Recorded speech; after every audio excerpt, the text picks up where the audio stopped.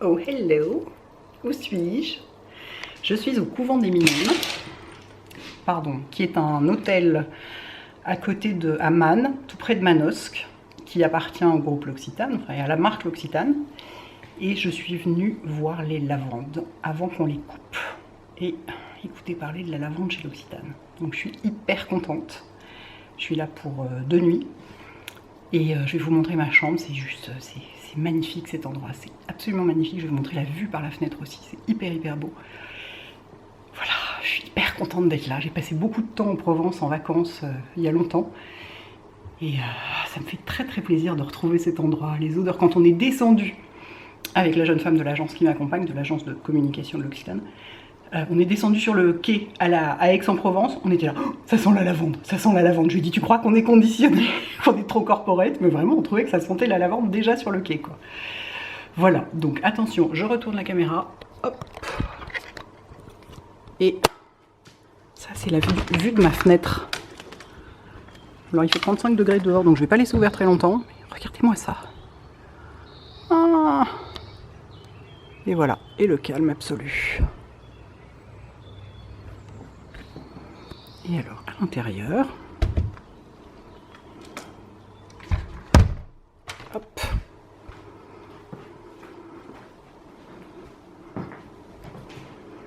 je me recule pour que vous ayez une vue d'ensemble. J'ai une très grande chambre, je suis déjà venue ici. Je suis venue il y a 2 ans, au mois de mars. C'était pour le lancement du parfum Terre de Lumière. Je crois pas que j'avais fait de vlog à l'époque. Et je dormais dans une chambre qui était complètement différente. Du coup, là, c'est génial. J'en découvre une nouvelle, mais elle est gigantesque. Je pense que c'est une suite, c'est pas possible, quoi. C'est magnifique, c'est tellement joli. Alors voilà, que du bois et du blanc. Alors moi, je suis enchantée. C'est tout ce que j'aime. Regardez, il y a un chapeau pour aller dans les lavandes demain. On va en avoir besoin. Hein. Il fait 33 degrés, hein, donc voilà, dès 11 h du matin. Donc ce sera pas de trop. J'en avais pas emporté en me disant, je les connais, ils sont bien capables de nous en faire cadeau. Donc voilà. Et puis, voilà, un petit bureau. Et alors la salle de bain, attendez, wait for it. Mais le truc, quoi, gigantesque, avec la baignoire et la douche au milieu. Comment on fait pour pas mettre de l'eau partout? Ça, c'est encore une douche que je vais mettre 20 ans à réussir à faire fonctionner. Je suis complètement nulle avec ces trucs-là. L'électricité et la douche, en général, je ne comprends pas comment ça fonctionne. Mais comme c'est joli. Oh, hello. C'est hyper joli, j'adore. Oh, je suis vraiment... Oh, la lumière à travers les stores et les feuilles, ravissant. Je suis très contente d'être là et de vous emmener avec moi. Morning. Je ne suis pas encore maquillée, il est 7h30 et je viens prendre mon petit déjeuner. Je voulais vous montrer la terrasse et l'environnement par une température acceptable. C'est-à-dire qu'il fait genre 18 degrés. Hier soir, on a dîné là, il faisait encore 32 dehors.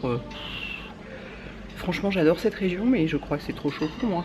Encore un endroit où je ne peux venir qu'en hiver. C'est magnifique, c'est hyper calme. C'est au milieu de nulle part, quoi. Donc c'est très agréable. Donc je vous montre. Vous voyez, voilà, j'ai la table du petit déjeuner.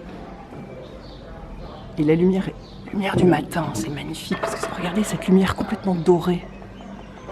Oh là là. Ça fait des photos sublimes. Donc il y a une grande terrasse, vous voyez là. Puis à l'intérieur, il y a encore des tables, il y a le petit déjeuner. C'est un des 2 restaurants en fait de l'hôtel. Mais alors cette lumière là, à 7h30, moi je dis ça vaut le coup de se lever tôt. Et il y a des champs de lavande là déjà, on en voit quelques-uns. On va aller en voir des beaucoup plus spectaculaires, mais là il y en a déjà. Voilà. J'ai mis mon visage, je suis prête, en route pour les lavandes. Oui, je suis déguisée en Manon des Sources, c'est comme ça. Écoutez, il fait une telle chaleur que là, je pense du voile de coton, c'est la seule chose qu'on peut supporter. J'ai hâte de voir le plateau de Valensole, le fameux. Parce qu'en fait, je suis venue... J'ai passé mes vacances en Provence pendant 10 ans, mais j'arrivais vers le 15-20 juillet et les lavandes étaient toujours coupées. Du coup, j'ai jamais vu des champs de lavande comme on voit sur les photos extraordinaires comme ça, donc je suis hyper contente. Et puis Patricia, la chargée de communication pour l'Occitane ici, et qui s'occupe notamment de tous les engagements de la marque, etc., nous a déjà commencé à nous expliquer hier soir au dîner pas mal de choses sur quel type de lavande, comment on les cultive, pesticides, pas pesticides, etc. Parce qu'évidemment l'Occitane veut aller vers une agriculture plus raisonnée, plus bio, plus etc. Et du coup, elle va nous montrer des champs différents, donc les champs à l'ancienne, avec les pesticides et tout ça, qui sont des champs absolument parfaits, et puis les champs vers lesquels eux souhaitent aller pour leurs produits et pour le développement, quoi. Voilà, c'est parti. Regardez comme le hall de l'hôtel est joli à cette heure-ci. Il est toujours joli, enfin oui, c'est le hall, en quelque sorte, c'est le salon, quoi. C'est magnifique, hein. Et c'est un ancien couvent. Regardez-moi cette charpente sublime. J'adore cette pièce. Vraiment, j'adore. Je trouve ça extraordinaire. Et là, la lumière par terre, c'est beau. Et il fait très frais. Il doit faire 22 maximum. C'est bien. C'est ma pièce préférée. Ah, c'est vraiment joli. Très, très, très réussi. Et voilà, nous sommes sur le plateau de Valençol. Alors il faut quand même que vous attendiez un truc, regardez. Je vais vous zoomer un peu. Tout ça, est-ce que ça zoome? Je ne vois rien du tout. Tous ces gens là, vous voyez tous les gens là dans les lavandes, ce sont des touristes chinois qui font des photos pour Instagram. Voilà. Aucun lieu n'est protégé de la photo Instagram. Donc évidemment, nous on avait pareil, hein. On est venu ici aussi pour la même raison, et pour vous montrer quoi, des champs quoi. Et alors ça c'est d'ailleurs un champ du producteur qui travaille pour l'Occitane, sachant que les champs ici, on est donc sur le plateau de Valençol, c'est là où Jacques Mus a fait son défilé, c'est du lavandin, c'est pas de la lavande fine, et l'Occitane utilise pour ses produits uniquement de l'huile essentielle de lavande fine, qui est beaucoup plus noble. Et qui est cultivé à une certaine altitude. Il y a un cahier des charges pour la lavande fine, donc c'est pas ce qui est cultivé ici, et c'est cultivé d'une façon plus raisonnée, avec moins de pesticides, moins de choses comme ça, et du coup ça donne parfois des alignements un peu moins parfaits, mais les produits sont d'une qualité différente. Mais on est venu ici pour le côté Instagram, hein, on va pas se mentir, voilà, comme le monsieur là-bas. Parce que c'est spectaculaire. Moi j'avais jamais vu de lavande, je les ai toujours vus couper, je suis toujours arrivée trop tard. Voilà, voilà. Et ça sent bon, il y a plein de petites abeilles, c'est hyper sympa. Regardez. Regardez-moi ça. Vous pensez venir faire des photos tranquilles dans les lavandes? Ah bah pas du tout. Entre temps, Instagram est passé par là, il a tout foutu en l'air. Bon après, voilà, comme je vous disais, nous on fait pareil. Hein. Mais c'est fou quoi. Il y a 10 ans, il n'y avait personne dans ces champs. Alors ici, on est au CRIEPAM, qui est un centre de recherche agronomique avec lequel l'Occitane travaille beaucoup, qui fait de la recherche sur la préservation et la protection de la lavande et aussi de l'environnement. Et ici, on est dans une serre. Il est midi, je peux vous dire qu'il fait bien chaud là-dedans.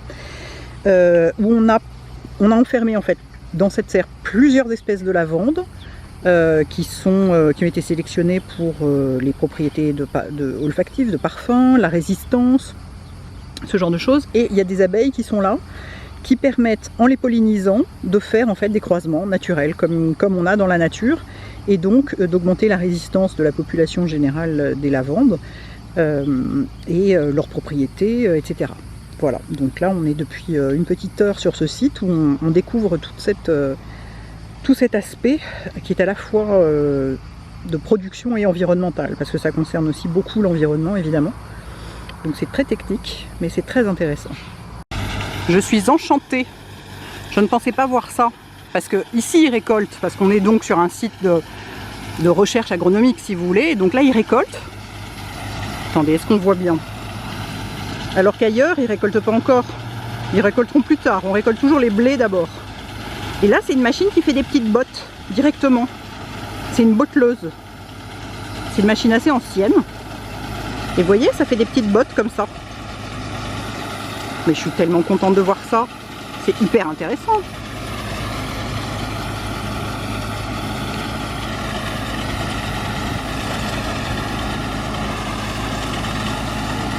Puis alors ça sent la lavande là, c'est magnifique quoi.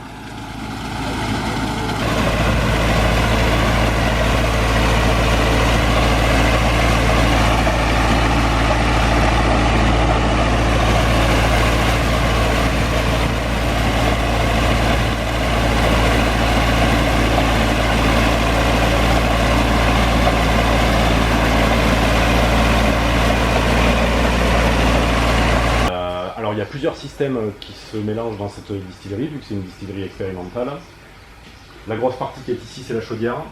On chauffe l'eau pour envoyer de la vapeur au travers du végétal.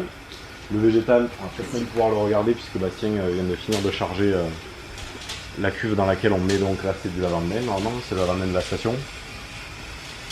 Ça, c'est un de nos essais, ça. Ah, c'est des essais. Ah, c'est des essais de mercredi. Okay. Voilà, si vous voulez regarder, vous avez le végétal qui est passé au fond. Ok. La vapeur va Voilà, traverser La vapeur va passer par en dessous. et elle va ressortir par ici. D'accord. Et donc elle arrive dessous. Elle C'est ça, elle remonte, Exactement. elle ressort. Ok. Et une fois que la vapeur est passée au travers du végétal, elle va emporter toutes les huiles essentielles Avec elle. avec elle. Ok. Et ensuite, cette vapeur va être condensée, donc elle va passer dans la cuve grise qui est derrière, qui est remplie d'eau en fait, avec un serpentin à l'intérieur. Et toute l'eau qui est autour est froide, c'est de l'eau froide qui est en circuit continu. Et donc la différence condenser. entre voilà, le chaud et le froid va faire condenser toute cette eau. Et ça va ressortir dans un échantillon qui est ici. Si vous voulez. Ah oui, on voit, là, Pouvoir il se descendre, passe quelque chose. Voilà. Alors ça c'est les eaux d'évacuation et ici vous allez avoir l'eau qui descend chargée en huile essentielle. Donc ici, on a l'eau florale et l'huile essentielle ensemble. Voilà, Ok. qui redescend. Et ensuite tout va être séparé. Ici dans l'essentiel, vous avez l'huile essentielle Et ça, c'est que de l'huile essentielle. au-dessus de l'huile essentielle. Juste et en juste dessous de au-dessus. l'eau. Oh là là, Voilà. il y en a presque pas, c'est fou, hein. Il en faut des quantités Alors, folles pour ça arriver coûte- à ça. Ça coûte beaucoup plus dans la mesure où là elle est en pause. Oui, elle est puisque arrêtée, Bastien est en train de d'accord. recharger. Et une fois que la distillation sera en marche, au début il va y avoir un gros flux essentiel et qui est D'accord. trié en fait uniquement par densité. Eau Puisque florale, huile est toujours essentielle. plus légère. Elle Pas flotte. toujours, mais pour du lavandin, elle est plus légère D'accord. que de l'eau. Génial. Ouais. Et pour ajouter un ou deux éléments, on est dans une distillerie expérimentale, comme je vous disais, et il y a donc un système qui est donc la cuve blanche qui est ici pour économiser de l'énergie. Ah oui, oui, parce que la distillation, c'est très gourmand en énergie. Exactement. Et donc ici, on essaye de réduire aussi bien les énergies fossiles qui sont utilisées que les émissions de CO2. Et donc il y a des tas de structures expérimentales qui seront ensuite développées à plus grande échelle chez les distillateurs professionnels. Voilà. Hey, hello back. Je suis de retour dans ma chambre climatisée.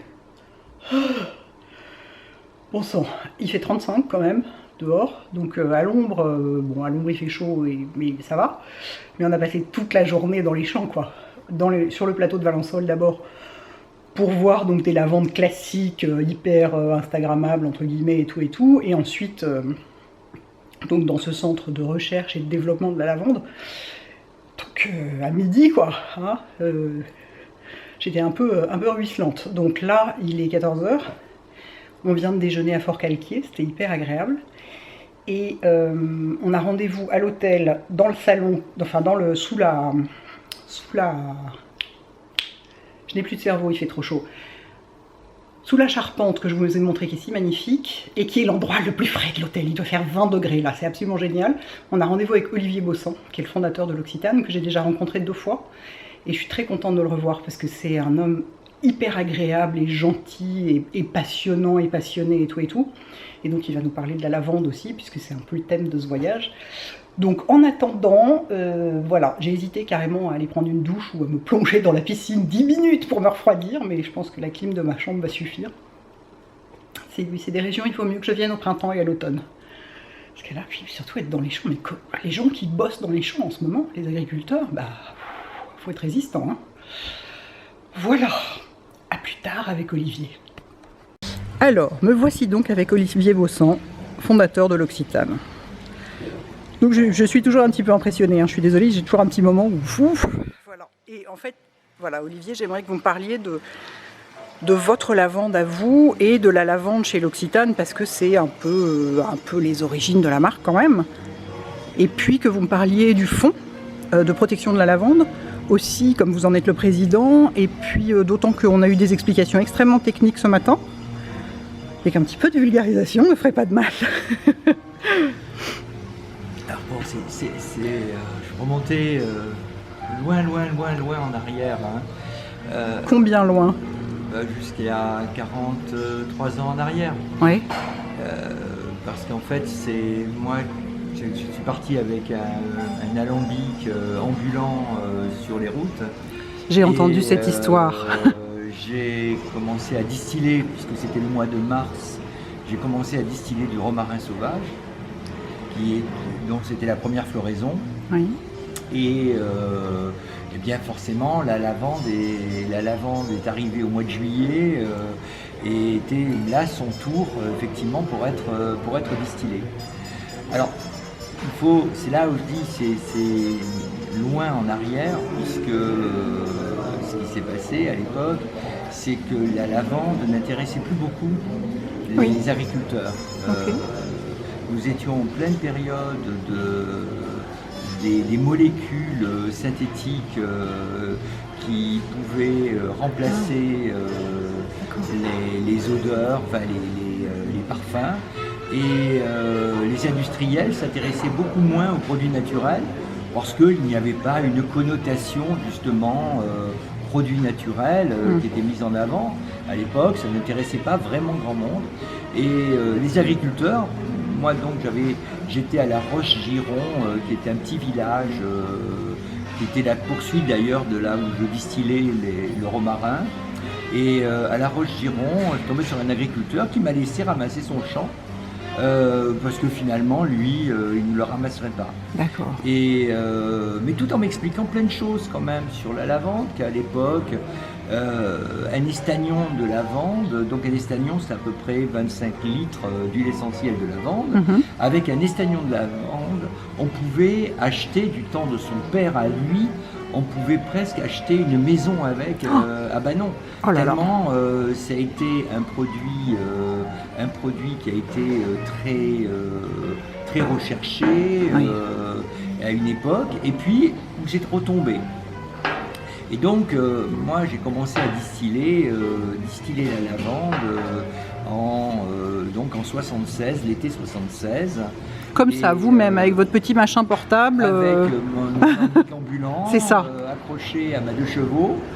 Et donc il me fallait obligatoirement essayer de trouver un point d'eau pour refroidir et alimenter l'alambic en eau. Et donc je cherchais à chaque fois soit un puits pour pouvoir pomper l'eau du puits, soit une rivière, et soit donc quand j'avais une rivière, et là pour la lavande, j'étais resté donc au bord de la rivière et je faisais les navettes, j'allais récupérer mes fagots de lavande que je coupais moi-même et je les redescendais à mon petit alambic, qui n'était pas si petit d'ailleurs, hein, c'était quand même une machine qui était plus grosse que ma voiture. D'accord, mais c'était sur roulette. Et c'était sur ce qu'on appelle en fait un chariot accroché à la voiture. Oui, c'est ça, une petite remorque quoi. Oui, c'est ça. C'est ça. Et vous faisiez ça pour le vendre ? Alors, je faisais ça pour le vendre, effectivement, parce que j'avais commencé avec la distillation du romarin et j'étais allé sur le marché de Fort-Calquier, donc à côté, et je m'étais aperçu qu'il y avait pas mal de succès avec mon huile essentielle. D'accord. Et donc après j'avais attaqué en fait avec de la sauge, qui est aussi voisine de la lavande et dont la floraison était un petit peu avant la lavande d'ailleurs. Et puis mes huiles essentielles se vendaient plutôt pas mal sur le marché. Et donc j'augmentais ma présence sur d'autres marchés et ça me permettait de dire j'arrive à construire ma petite entreprise artisanale, bien entendu, parce que c'était minuscule, j'étais tout seul. Mais j'avoue, c'est un acte pour moi, ça a été un acte poétique d'abord. Parce que j'avais forcément, je venais de passer moi une maîtrise de lettres et j'avoue, je n'avais pas forcément l'envie d'aller vers le professorat ou d'aller vers le journalisme. J'étais plutôt sans me soucier finalement de l'avenir, mais ce que j'avais envie, c'était trouver une poésie déjà en moi, faire un acte poétique qui me permettait effectivement de me rapprocher de la nature qui m'avait vu, dans laquelle j'ai évolué dans mon enfance. Et j'avais vu ces ramasseurs de lavande dans mon enfance. J'avais vu les gens, les gens qui chantaient pendant qu'ils ramassaient les lavandes, le moment de joie qu'occasionnaient effectivement les récoltes de la lavande d'été. Forcément, j'avais lu Giono avec une phrase très célèbre de lui qui dit dans les collines de la montagne de Lure, la lavande s'étale à perte de vue.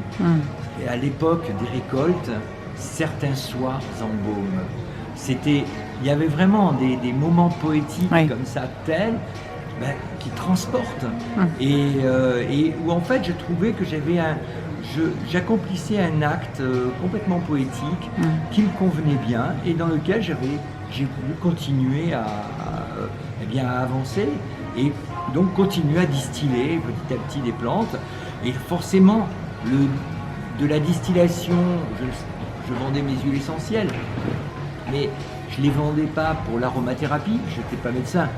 Donc j'avais acheté un livre qui s'appelle l'aromathérapie du docteur Jean Valnet, qui était une bible déjà à l'époque. Je crois qu'il y a je ne sais pas combien d'éditions qui sont sorties de ce livre ensuite.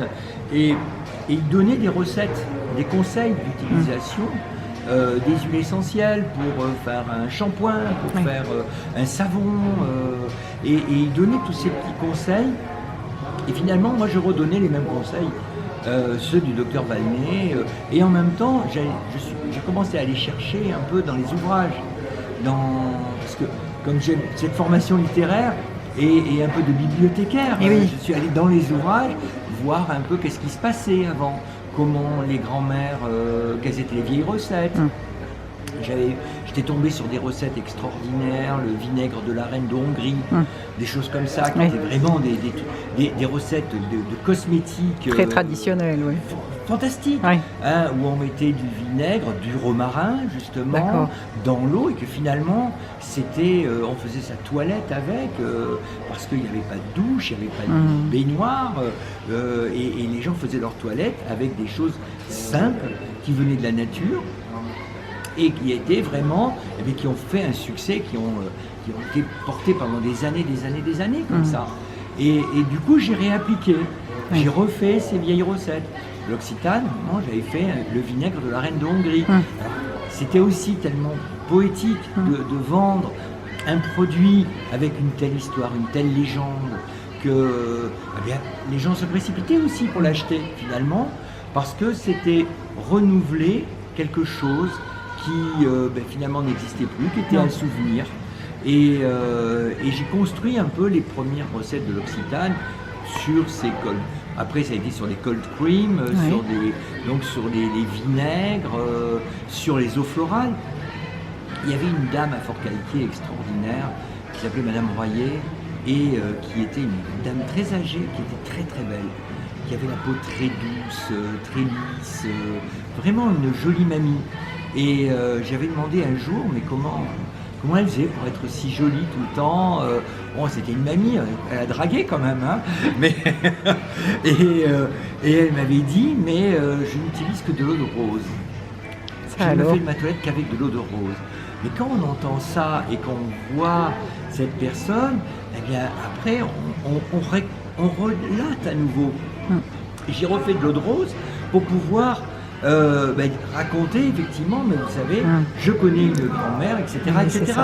Et c'est comme ça qu'on construit finalement, j'ai construit petit à petit cette entreprise à coup de légendes, de traditions, de savoir-faire, de relations avec des agriculteurs que j'ai pu tisser d'une façon très forte pendant de nombreuses années, jusqu'à ce que ces mêmes agriculteurs me disent un jour, Olivier, la lavande, on a des problèmes, il faudrait qu'on puisse faire quelque chose, et toi qui peut arriver à connaître du monde, qui peut en parler, est-ce que tu veux pas nous aider?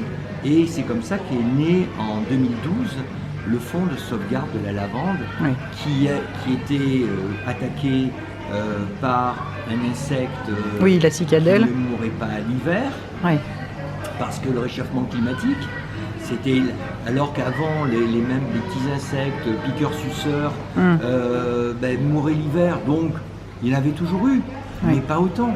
Et là, avec le réchauffement climatique, eh bien les larves ne mourraient plus l'hiver et se renouvelaient encore plus vite. Et donc on ne peut pas dire on va les traiter et tuer les insectes à coup de pesticides, parce que c'est quand même un produit naturel derrière. Donc après ça a enclenché toute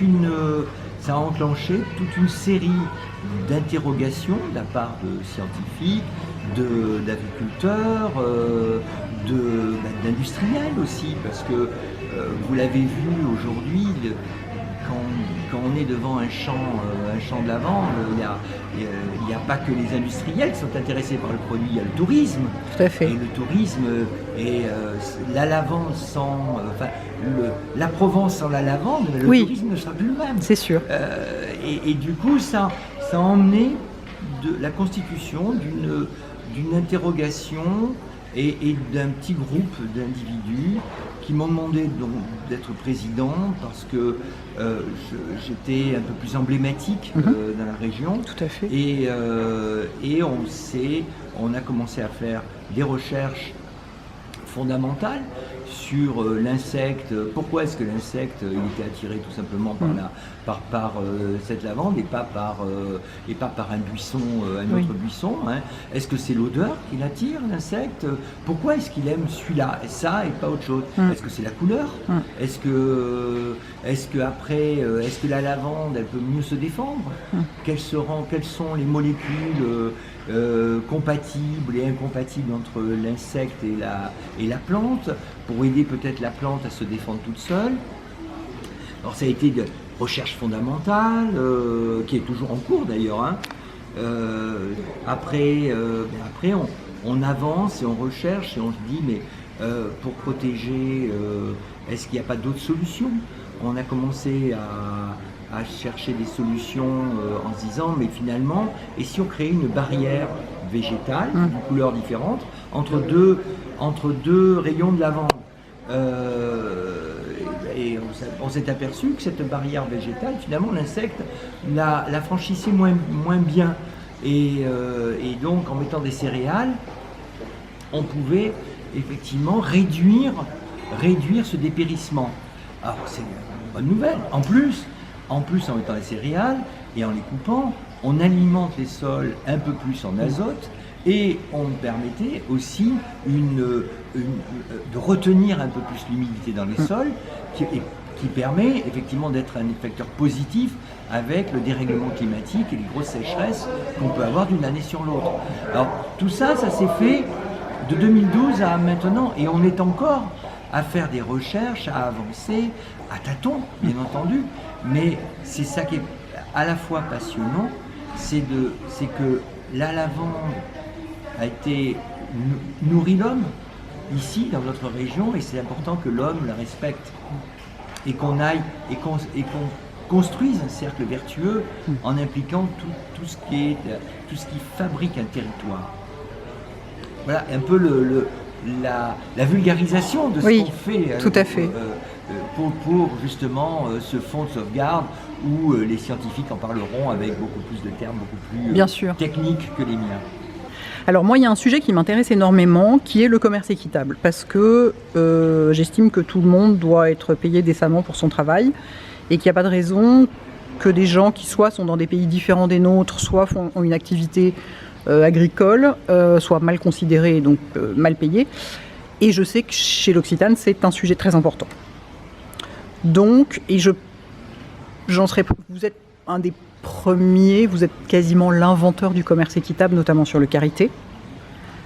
Donc c'est quelque chose d'énorme chez l'Occitane et vous en êtes l'instigateur. Donc aujourd'hui, dans le domaine de la lavande, comment ça se passe? Vous travaillez donc il faut que les gens sachent que le commerce équitable, c'est pas seulement le cacao en Afrique. C'est que dans les pays du Nord, ça existe aussi. Mais ça, on n'en parle jamais. Non, c'est vrai. Alors, à l'époque, moi j'appelais pas ça du commerce équitable. Non.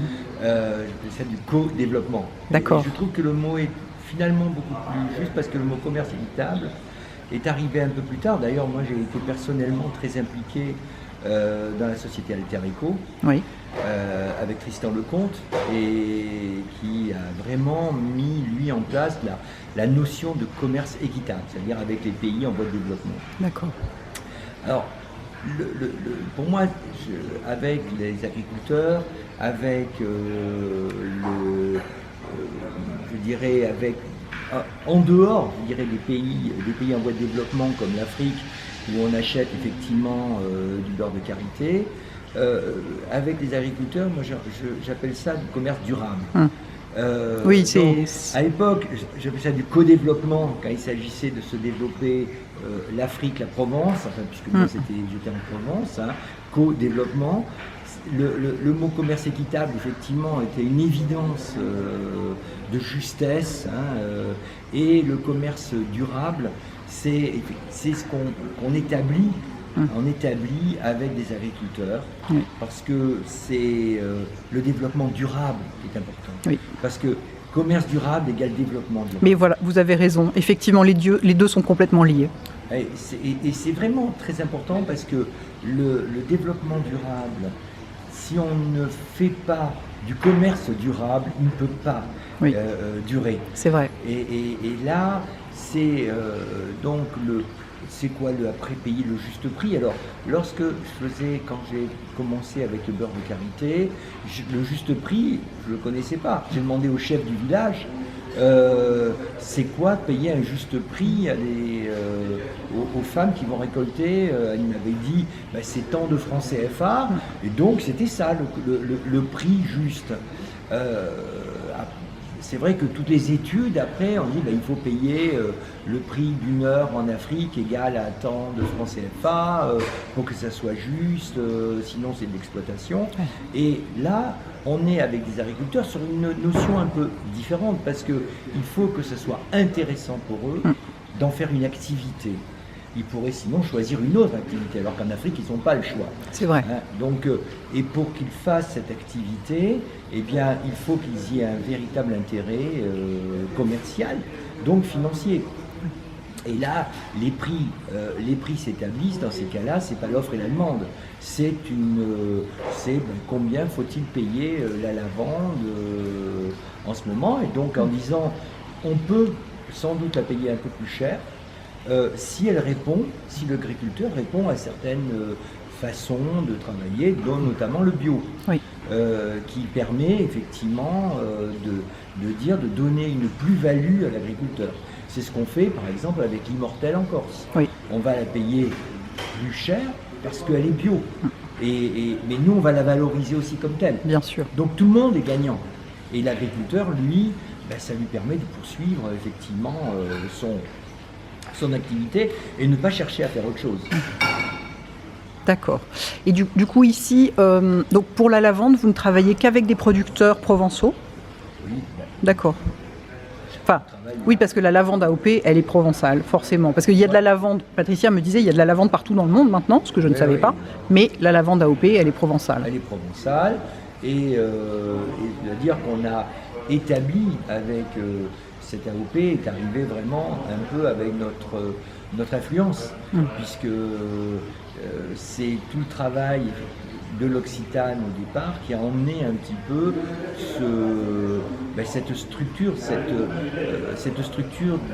d'individus autour de la lavande, et du fait de dire cherchons à valoriser un peu mieux en demandant l'AOP. Oui. Et alors il y a un sujet évidemment qui préoccupe tout le monde. D'autant ici, quand on voit la température qu'il fait, c'est l'environnement, le réchauffement climatique. Dans quelle mesure la culture de la lavande peut essayer de travailler là-dessus, de lutter contre ça à sa mesure? Enfin, quelles sont les passerelles, quelque part, entre la lutte contre les désastres environnementaux, le réchauffement climatique, tout ça, et la culture de la lavande? Alors justement, c'est ça qui est intéressant, c'est que avec le réchauffement climatique, la lavande va être de plus en plus menacée. Et donc, l'idée est de se dire, qu'est-ce qu'on peut apporter aussi qui soit un bienfait beaucoup plus global.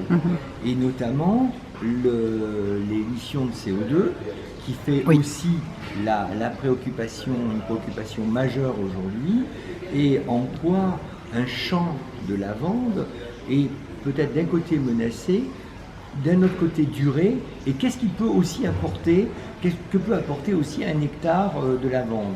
Eh bien, la solution qui était une des solutions, elle n'est pas arrivée comme ça tombée du ciel, est une très vieille solution qui s'appelait l'agroforesterie. C'est ce qu'on faisait jadis, encore une fois, et qu'on a arrêté pour cause de mécanisation extrême dans les champs, parce que l'agroforesterie, c'était quoi? Des haies, des arbres et des cultures en même temps. Et les lavandes en faisaient partie de ça. Et à un moment, il fallait augmenter la capacité du tracteur, de la façon de récolter, etc. Et du coup, les arbres gênaient les agriculteurs, et comme personne tirait de sonnette d'alarme à une certaine époque, eh bien, on arrachait les arbres, on arrachait les haies. Conséquence de tout ça, eh bien, avec le réchauffement climatique, eh bien, les orages deviennent de plus en plus dévastateurs. Du coup, les sols s'érodent de plus en plus, puisqu'il n'y a plus d'arbres pour les retenir, il n'y a plus de haies. Les lavandes, finalement, souffrent, parce que les terres, manquant d'eau bien souvent, eh bien, la terre souffre, du coup, la lavande souffre. Et un retour aux pratiques anciennes est un retour qui est paru comme une évidence. Et sur le plateau du Contadour, qui était l'endroit où Jean Giono a écrit L'homme qui plantait des arbres, en plus, c'est vraiment, ça s'invente pas, quoi, un truc comme ça. C'est un des plus beaux livres de Giono vendus et traduits dans le monde entier, qui est L'homme qui plantait des arbres. Il l'a écrit au Contadour. Et c'est justement sur le plateau du Contadour qu'on a décidé de réintroduire la culture du châtaignier, de fournir effectivement, alors là on l'a fait d'une façon associative, fournir des châtaigniers, donc avec une association qui s'appelle Act for Planet, et donc actforplanet.org, je fais de la publicité. Bien sûr, vous avez bien raison, il faut. Comme c'est une association, je peux faire Absolument. de la publicité, ça peut faire que du bien. Absolument. Et on a décidé, donc l'association dont je fais partie, on a décidé de planter des châtaigniers, parce que le châtaignier est un des arbres qui, en se développant avec la photosynthèse, consomme le plus de CO2 et donc contribue à la réduction de l'effet de serre. Et donc ça fait partie des choses positives. Et en même temps, on s'est aperçu que les lavandes, finalement, vivaient très bien avec des arbres. Et le lavandin moins, mais la lavande, oui. C'est pour ça qu'on l'a fait, d'ailleurs, sur le plateau du Contadour, où il y a beaucoup plus de lavande que sur le plateau de Valençol, que vous avez vu ce matin. Et du coup, on replante aujourd'hui, et c'est une expérience, c'est une initiative que les agriculteurs commencent à regarder d'autant plus que, en même temps, on est sur un hectare, si on regarde un hectare de lavande, où on plante en même temps une soixantaine de châtaigniers. À terme, à partir de dans 10 ans, on va dire, le châtaignier non seulement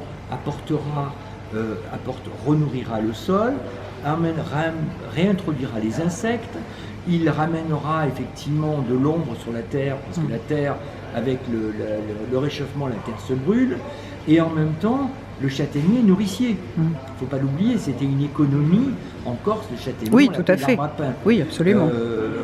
La farine, donc la farine, ça fait du pain.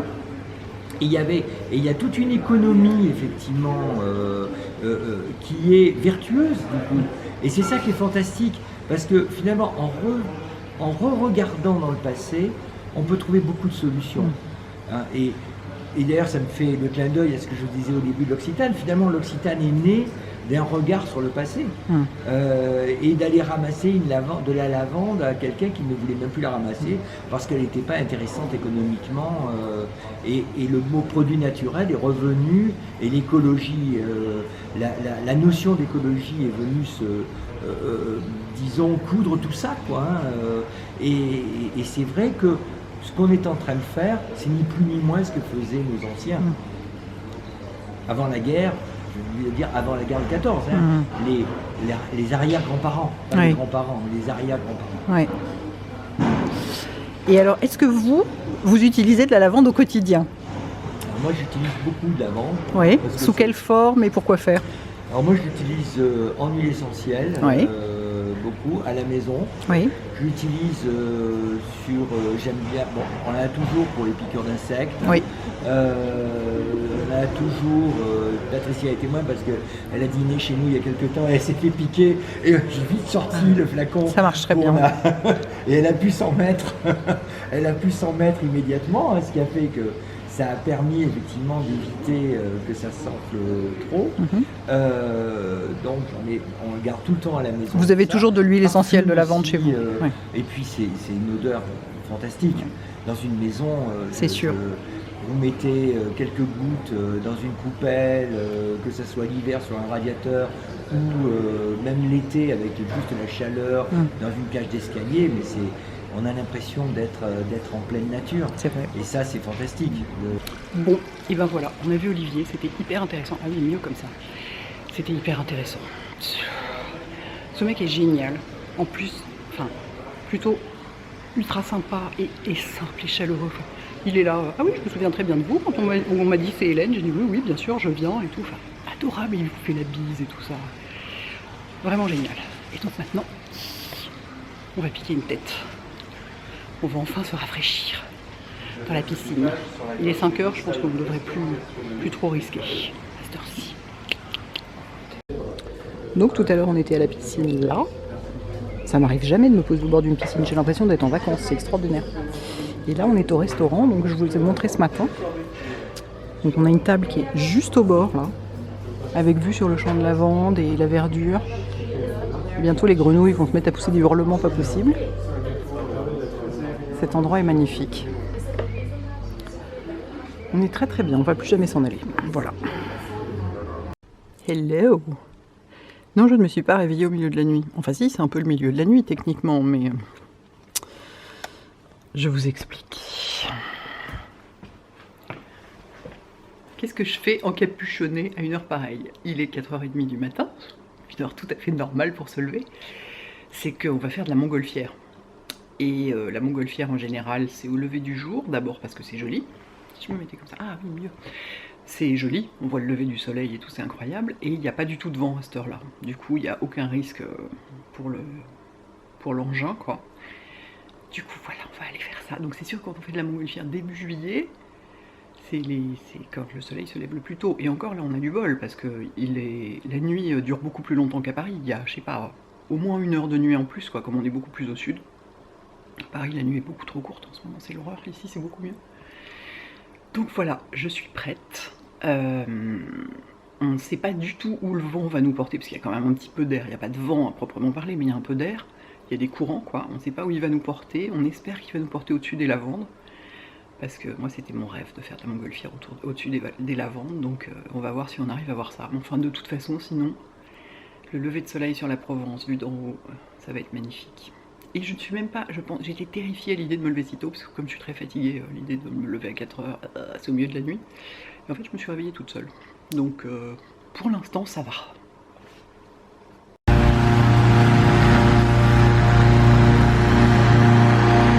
Yes!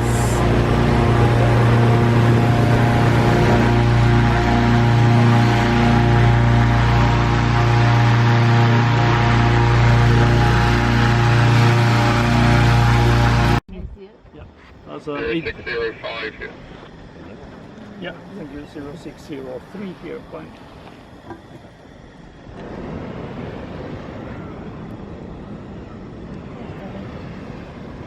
Okay.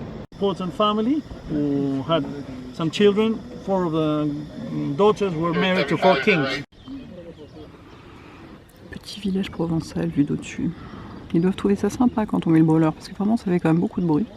Peut-être que ça les réveille. Peut-être pas. Bonjour.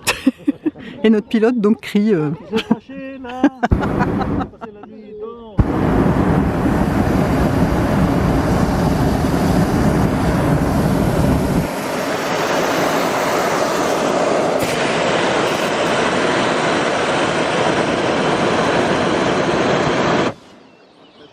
Payer le café?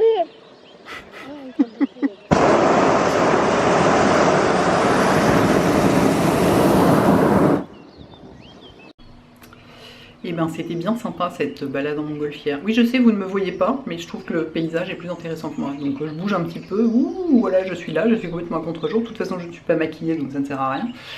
C'était très chouette. Alors on n'a pas vu beaucoup de lavande parce que il n'y en a pas énormément, il n'y a que des petits champs qu'on voit assez mal dans le coin.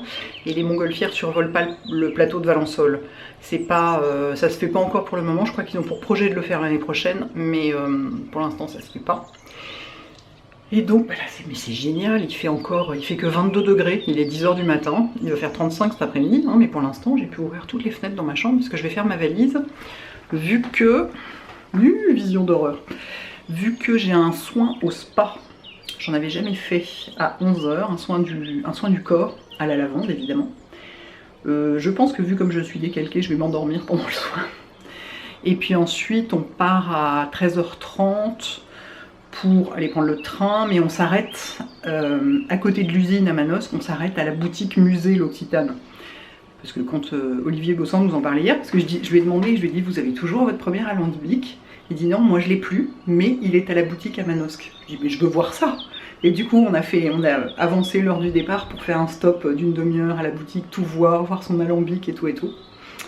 Donc voilà, donc maintenant je vais faire ma valise au chant des oiseaux. Franchement, mais quand je vois ça, voilà.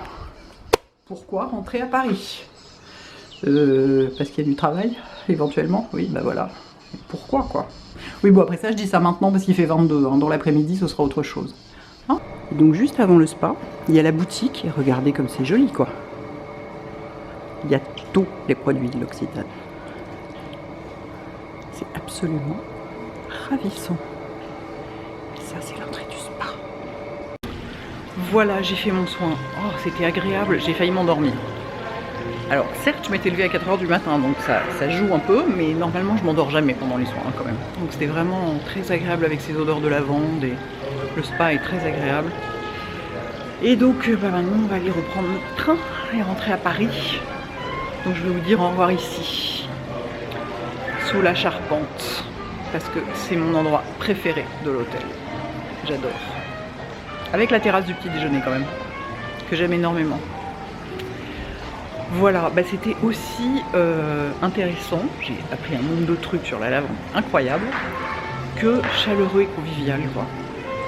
C'est comme toujours avec l'Occitane et puis encore plus avec Olivier Bossan. Je suis toujours sidérée de voir cet homme qui a construit un empire et tout et qui est d'une simplicité totale, qui se souvient de vous, qui vous demande comment ça va depuis la dernière fois, qui vous fait la bise, Donc merci à tous d'avoir organisé ça et d'avoir pris le temps pour moi et pour mon petit sujet lavande que j'avais très envie de faire. Voilà, à très bientôt. Ciao.